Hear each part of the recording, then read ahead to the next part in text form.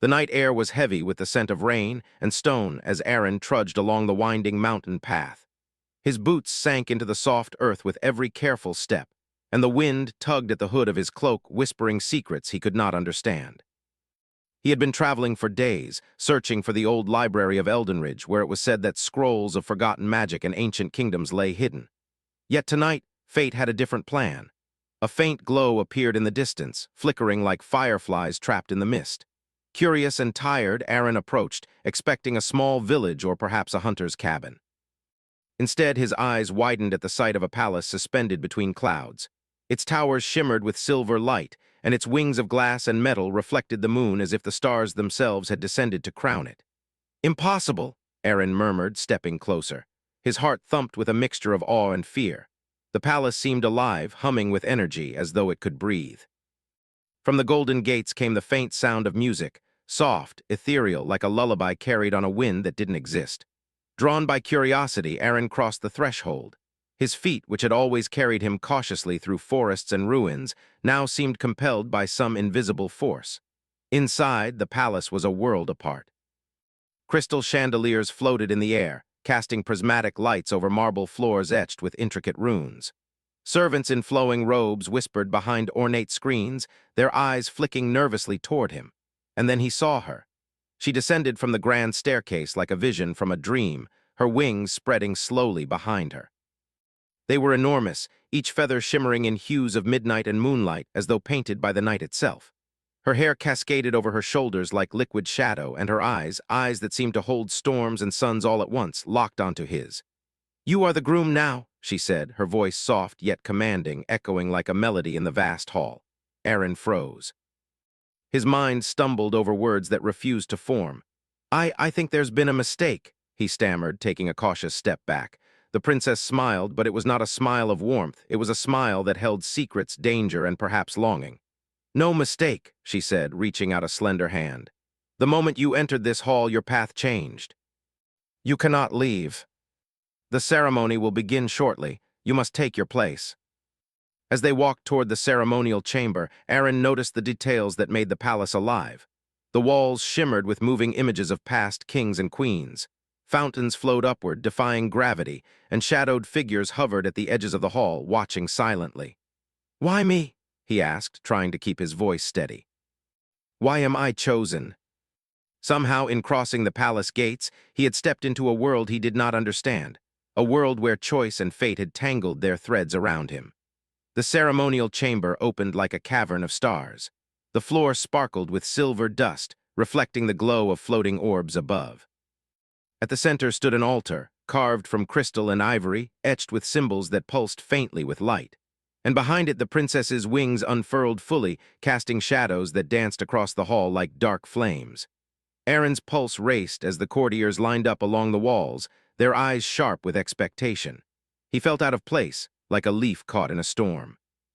"Do not fear," the princess whispered, stepping closer. "Tonight is not just a wedding. It is a crossing, a choice, and a trial. You may not understand now, but in time you will." A hush fell over the hall as the first notes of music floated in, carried by invisible instruments. The sound was haunting and beautiful, stirring something deep in Aaron's chest. The air itself seemed alive, and he felt the soft brush of magic against his skin, gentle but insistent. "You must stand here," the princess said, guiding him to the altar. "Take my hand." His hand hovered in the space between them, trembling. He could still feel the pull of the outside world, the cold wind of the mountains, the thought of his old, simple life. Yet, as he looked into her eyes, he saw a vulnerability that made his chest ache, a loneliness and weight he had never imagined. With a tentative movement, he placed his hand in hers. The moment their skin touched, a spark of energy shot through him, not painful but electrifying. A wave of warmth and light filled the chamber, and for an instant he glimpsed visions of the palace as it had been centuries ago, battles, celebrations, betrayals, and wings alight in the sky. The princess's voice, soft but unwavering, cut through the visions. "Do you understand now? This path chose you as much as you choose it." The air shimmered, and Aaron realized that stepping back might not be a choice anymore. "Very well," he whispered, more to himself than anyone else. "I will try. That is all I ask for now." The figure spoke, a voice that slithered like smoke. "The groom is not here. You are an intruder." "He is not an intruder," she said, voice ringing with authority. "He is chosen, and you will not take this night from him." A world of wings and magic, of curses and crowns, of danger and longing. And most of all, a world where his life would never be the same again. As the music resumed, softer this time, Aaron took a deep breath and met the princess's gaze. In her eyes, he saw both challenge and invitation, a promise of trials, of secrets, and perhaps of something more. The ceremony began. The palace seemed to hold its breath, and somewhere deep in the shadows of the hall, unseen eyes watched, waiting for the first misstep. Aaron realized with a shiver that ran down his spine that he had crossed the threshold into a story far greater than himself, and there was no turning back. He was the groom now. The morning light spilled through the towering windows of the palace, painting the marble floors with streaks of gold. Aaron awoke on a velvet chaise, the events of the previous night swirling in his mind like smoke. His hand still tingled from the brief contact with the winged princess, and the echo of her voice, the command, the certainty, haunted him. He could not escape the memory of the glittering ceremonial hall, the floating orbs, and the whisper of the shadowed figure. He rose carefully, each step echoing through the quiet halls. The palace seemed to watch him. The shadows moved slightly, as if alive. Every painting, every statue seemed to follow his movements with silent curiosity. Aaron knew he was not yet ready to face the court again. He needed answers, and more than that, he needed to understand what the princess had meant when she said he was chosen. A soft voice called from the balcony above. "Aaron," the princess said, stepping onto the balcony with her wings folded neatly behind her. They glimmered faintly in the morning sun, each feather reflecting colors that did not exist in the mortal world. "You have questions?" I was left with wings that made me feared, alone, and a heart that had never been free. The moment you entered the palace, you crossed into a world where the ordinary rules do not apply. You are here because fate requires a companion, someone who can walk beside me, not because of fear, but because of courage, because of choice. He had left home seeking knowledge and adventure, but never had he imagined a life like this, a life of magic, danger, and power. And yet, something deep within stirred, a curiosity that was stronger than fear. Before he could speak, the doors of the balcony opened again. A court advisor, draped in dark robes, stepped inside. His face was pale, and his eyes flickered with something between fear and respect. "Princess," he said, bowing, "the council wishes to see the groom. There are questions, doubts. They will test you because they care about the balance of this kingdom, and because they do not yet understand your role." Pillars of carved obsidian reached to a vaulted ceiling painted with constellations. Around a circular table sat the kingdom's most influential figures, lords and ladies who commanded armies, wielded magic, and governed lands with precision and strength. Their eyes were sharp, assessing, almost predatory as they turned toward him. "Who is this?" one lord asked, his voice rich with disdain. "The princess's groom. He looks ordinary." He had no training, no magic, no experience with the complexities of courts and kingdoms. And yet, as he looked at the princess, he saw no hesitation, only unwavering faith. A strange strength surged within him. I do not understand everything," he said, his voice steady despite the fear in his chest. "But I will try. I will do what is required. I accept this path." The contact sent a ripple through the air, a subtle vibration that seemed to harmonize with the palace itself. He felt the power of the wings, the centuries of lineage, and the weight of a destiny that was no longer his choice, but his responsibility. "You must understand," the princess said, as visions flickered behind his eyelids. "Our union is more than ceremony. It is a bond. A bond that can break the curse that has haunted my family for generations. But it will not be easy. It will test courage, loyalty, and the heart itself. I have lived centuries fearing that the wings that give me power also condemn me to loneliness. You may be the first to endure both light and shadow and survive." One of the lords whispered, almost to himself, "Then he must be tested before the curse recognizes him." "It is where I was once tested. You will face 3 challenges: courage, wisdom, and heart. Only then will the pact be solid. And know this, failure will not just endanger you, it will endanger me and perhaps the kingdom." The first trial began immediately. A mirror rose from the floor, tall and dark, its surface rippling like water. As he stepped closer, his reflection twisted. He saw himself surrounded by shadows, voices whispering failures, his own doubts echoing in the glass. "Courage," the princess's voice instructed. "Face what you fear the most." He wanted to step back to deny the visions, but then he remembered her hand, her wings, her unwavering gaze. He drew a deep breath and stepped forward. With each step, the whispers grew louder, calling him unworthy, calling him a fraud. Yet he pressed on, speaking aloud, "I will not flee. I will not betray what is right." Aaron saw himself, not perfect, not powerful, but determined. A warmth filled his chest, and he felt the palace itself acknowledge his courage. The second trial tested wisdom. Ancient glyphs rose from the floor, floating in a spiral. Aaron had to arrange them in the correct sequence, guided only by instinct and subtle hints whispered in a language older than he could comprehend. Hours seemed to pass in minutes. He stumbled, doubted, and faltered, but slowly, piece by piece, the spiral aligned. Light flared from the glyphs, and he felt the first real sense of accomplishment since arriving. Finally, the trial of the heart remained. The princess's wings extended fully, and a soft, melancholic melody filled the room. Shadows of past suitors, failed companions, and whispers of sorrow swirled around him. Aaron had to prove he could see the princess for who she truly was, beyond power, beyond beauty, beyond fear. He stepped forward, speaking gently, "I do not know everything about you. I do not understand all your pain, but I see you. I see your strength and your loneliness. And I will stand by you not out of fear, but because I choose to. Outside these walls, the world will not accept us so easily." The palace seemed to hum with approval, or perhaps it was warning. Either way, Aaron knew that the world he had known was gone. In its place was a kingdom of wings, magic, and whispered destinies. And in the distance, a shadow lingered, unseen but felt, reminding him that every choice had consequences, and every union came with a price.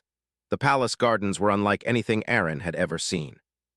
Paths of silver stone curved around pools that reflected not only the sky but fleeting glimpses of other worlds. Flowers glowed faintly, shifting colors as if they were alive. Trees stretched impossibly high, their branches entwined with ribbons of light, and the air itself seemed to hum with magic. The princess walked beside him, her wings folded neatly, though he could feel their power in the subtle sway of her movements. She moved with a grace that seemed almost unnatural, as if the palace itself guided her steps. Yet there was tension in her shoulders, a shadow in her eyes that no amount of sunlight could erase. "Do you see why I cannot leave this palace?" she asked softly, her voice barely above the whisper of the wind. "Even here I am watched, judged, and trapped by forces older than memory." "I can see it," he said, "and yet I want to understand it. I want to help if you let me. But I do know that when I see you, when I see your wings, your strength, your sorrow, I cannot walk away. I don't want to. You might be different." He knew that sound, like the palace itself warning them. He glanced at the princess, and she stiffened, her wings flickering slightly as though sensing the same presence. "They are near," she said, her voice tense. "The shadow that followed us, it tests, it waits for fear." Cloaked in darkness, it moved with unnatural silence. Eyes glinting like polished obsidian, the figure stopped a few feet away and regarded them both. "You should not have come here, mortal," it hissed. "The princess belongs to the line of wings, to destiny, not to wandering men." "I am not here to take her," he said firmly. "I am here because I chose this. She did not force me, nor did you leave us. One misstep, and everything you think you protect will be lost. A reminder that the world outside this palace does not wish for our union to succeed. You must understand something, Aaron. The trials of courage and heart are only the beginning. The palace tests you, but the world will try to break us. Whatever it is, I will face it with you." The princess led him through the hidden chambers of the palace, revealing libraries filled with books that breathed, armories where weapons hung in the air, and halls where shadows of the past whispered secrets to those who would listen. Aaron felt both overwhelmed and exhilarated. As the sun began to set, painting the gardens in shades of blood and gold, the princess finally stopped beside a fountain that mirrored the sky. Water glowed faintly, shifting in response to her wings. "There is something I must show you," she said, dipping her fingers into the pool. The water rippled, revealing visions of past weddings, some joyful, some tragic.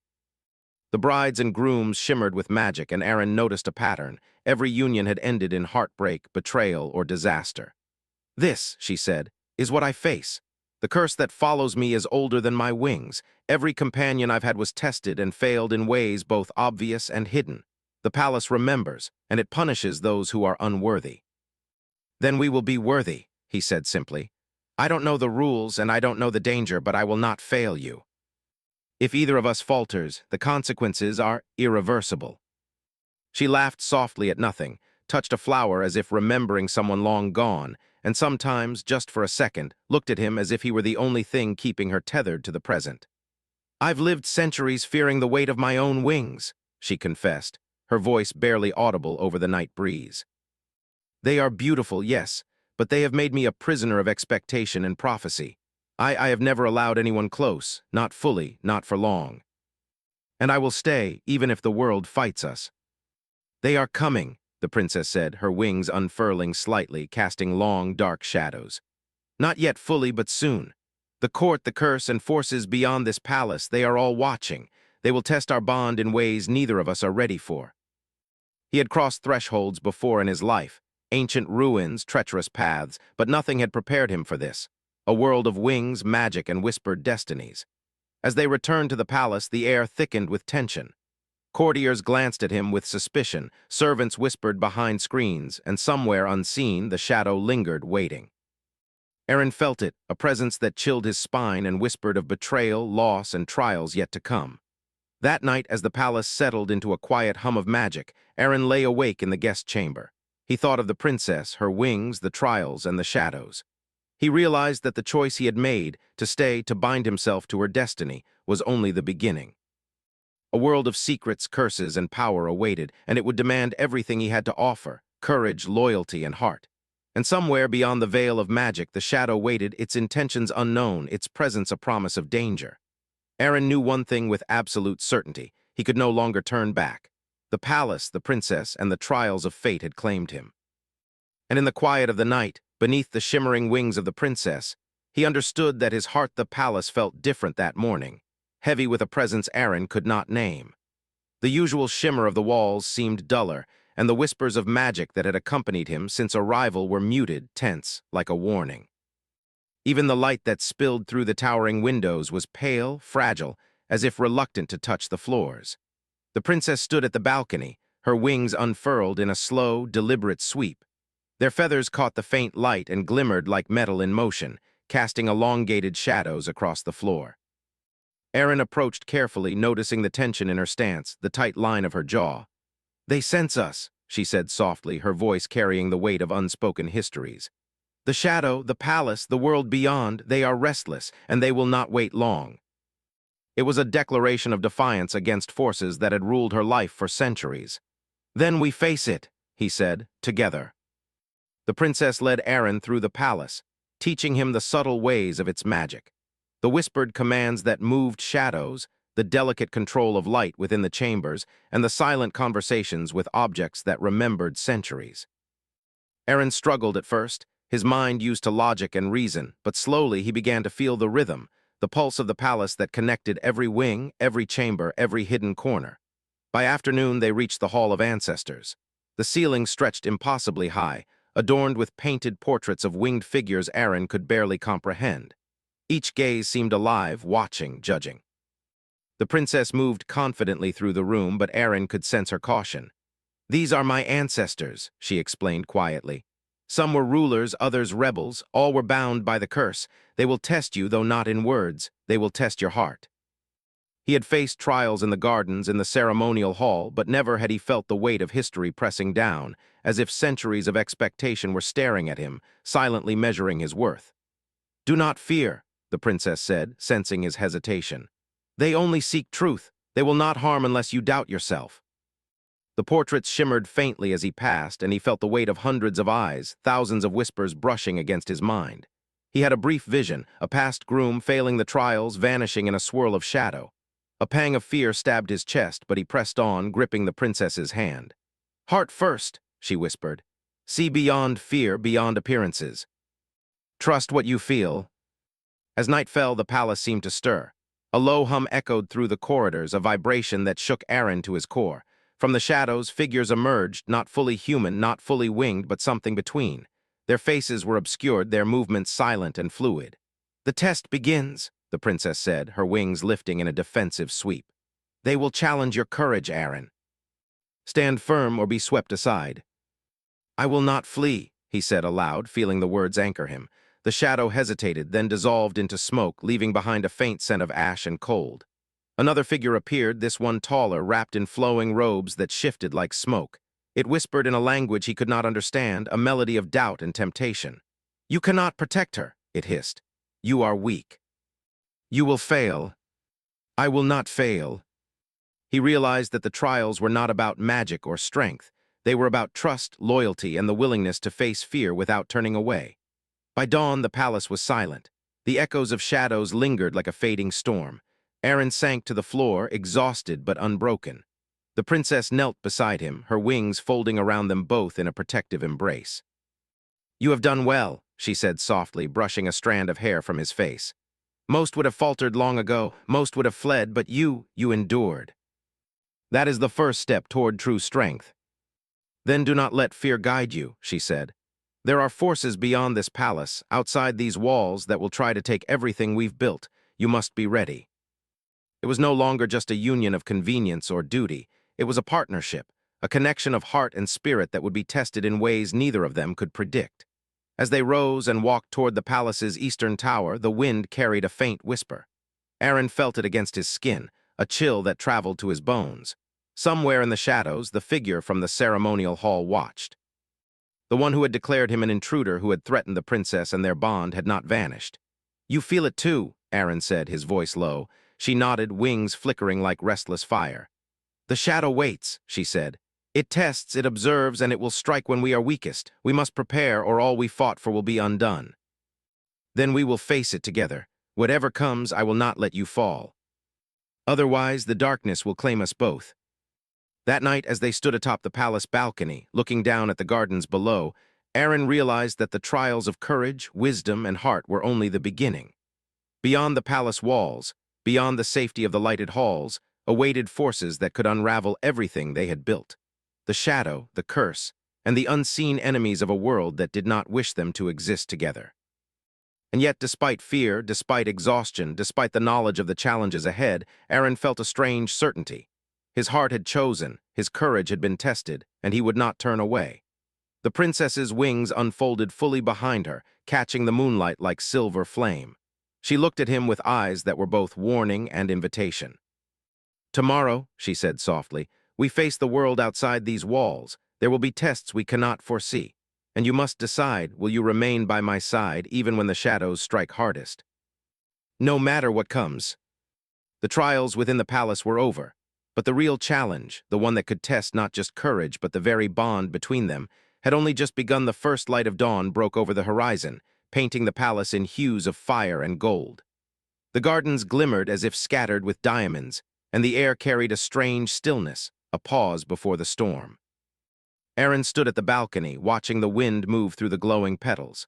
Beside him, the princess's wings were fully extended, catching the light and casting shadows that danced across the marble floor. "Today," she said softly, her voice carrying the weight of centuries, "we face the world beyond these walls. Every trial we have endured until now, it was preparation. Today is the test that cannot be predicted." The courtyard below was already stirring. Courtiers, guards, and mysterious figures from the palace's distant corners had gathered. Among them he glimpsed faces he had not yet seen, some friendly, others unreadable, all intent on watching.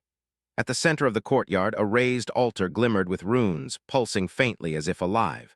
The princess led him down the stairs, each step deliberate. Her wings brushed the air like sails, and every movement held grace, command, and power.